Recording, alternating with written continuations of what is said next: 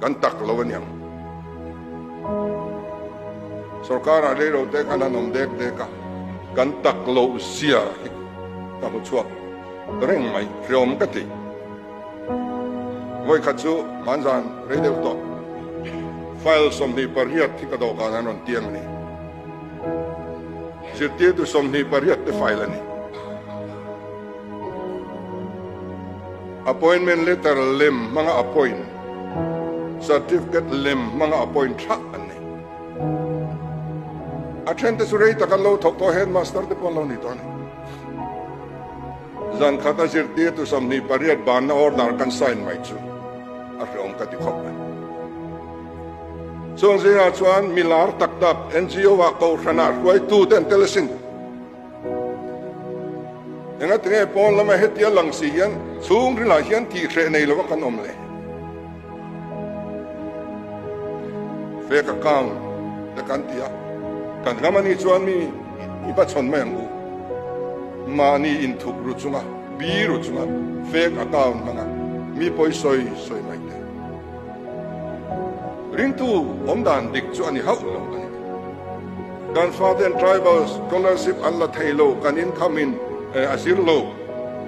tribal scholarship deal ve thai kan ni lo ti in fereng chung siarong bol tu and father tana tribal scholarship deal chin hi angsa nge oma ration card avar nei tur ni na a hlo atanga chu ta ration card var nei tur ni na ngatinge a eng nei ram tu makanin no chung singa chuan rong bol tu te kan bang mia lo ni o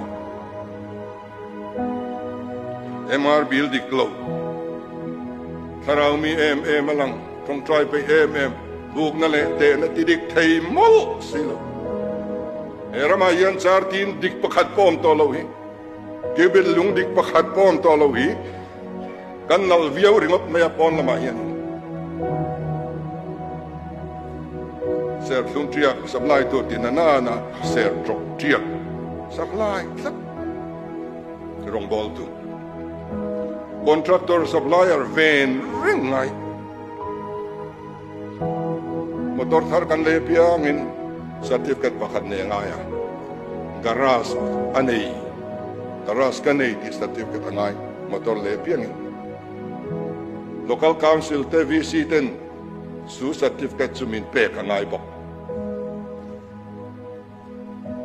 garage kan nei ti zong hian nei takila traffic jam hi om mi alofang kong sira motor park so zong kan NGO te kan ko ran rong bol tu poi mo te annesin enga tinge do ten se so chani so bang chani lali swai local sengin min nol ve le mai o mang o ti ka ngai to thin